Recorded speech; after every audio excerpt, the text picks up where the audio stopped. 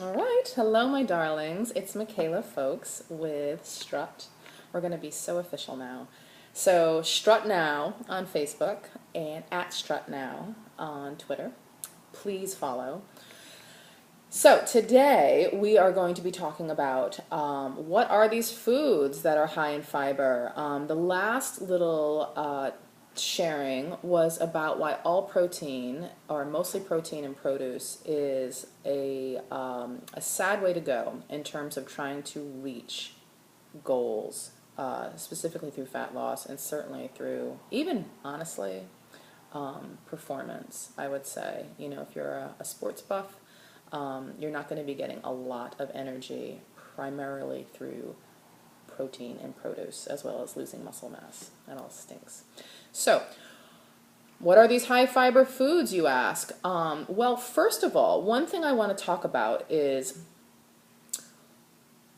why I'm going to suggest ultimately certain combinations of things, okay? So, protein is something that we have been led to believe we need far more than we actually do. We do need protein. Heck yeah. So, carbohydrates contain glucose, which is the fuel for the body. Proteins contain amino acids, which are the building blocks of life. So, things that are generated in your body, things that are rebuilt in your body, tissue, cells, we need protein for these things. The brain needs protein. So, we have also been led to believe that we need protein. The only way to get it is through an animal source, which is not true, okay? And why we have been led to believe this is because animal sources, as well as soy, funny enough, contain complete protein. So there are, I don't even know how many amino acids out there, but basically you need a certain combination in order to create a complete protein for something that is actually going to fulfill the role that you are wanting in terms of regeneration and rebuilding. But the way that you can get that additionally, besides an animal product, beef, chicken,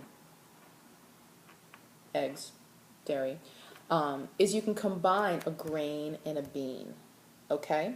So whole grains, loose whole grains that you cook, brown rice, barley, quinoa, they're endless, really. Winter wheat berries, bulgur, oat groats, if you have a preference for something hearty in the morning. To be combined with one of the above, garbanzo beans, black beans, pinto beans, navy beans, broad beans, aduki beans, lentils. When you combine one from each category, you make a complete protein, okay? So, I have a favorite combining of things. Basically, I take one from category A, something I love, quinoa. Quinoa is actually a complete protein in and of itself, just to let you know. But I like to add it to something with beans as well, just because I feel like it lasts longer in my body.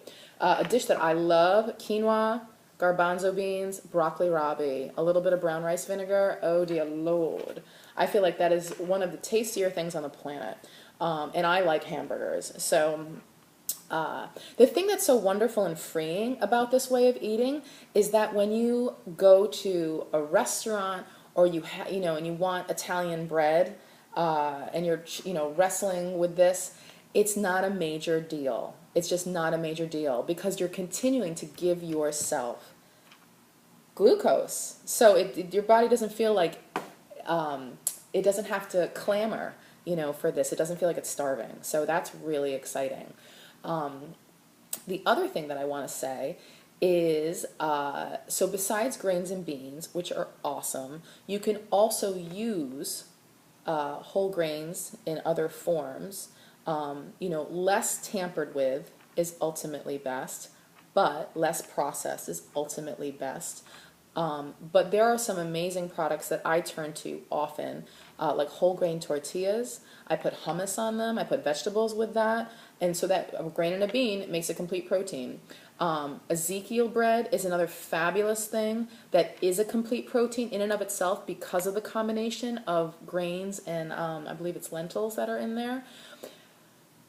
as well as there's a fabulous product, which I will hopefully show you at Whole Foods someday soon, called Manna Bread, which is it's a bread. One of the varieties, multigrain, is another complete protein, as well as these other varieties that are very high in fiber, very few ingredients, delicious, satisfying,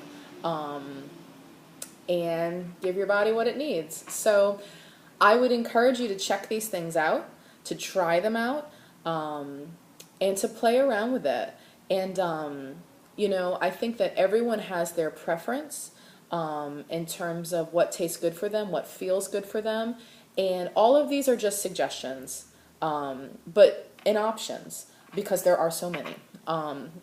So I would say check it out, okay? Things with high fiber, basically 5 grams is a great benchmark. More is amazing.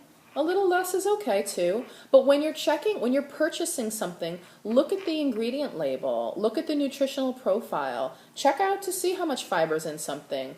Look at the calories. But look to see how much fiber is in something. A lot of people are very consumed with fat and with protein. And these things they really do not rule the school of your body. I would look at calories and I would look at fiber, okay?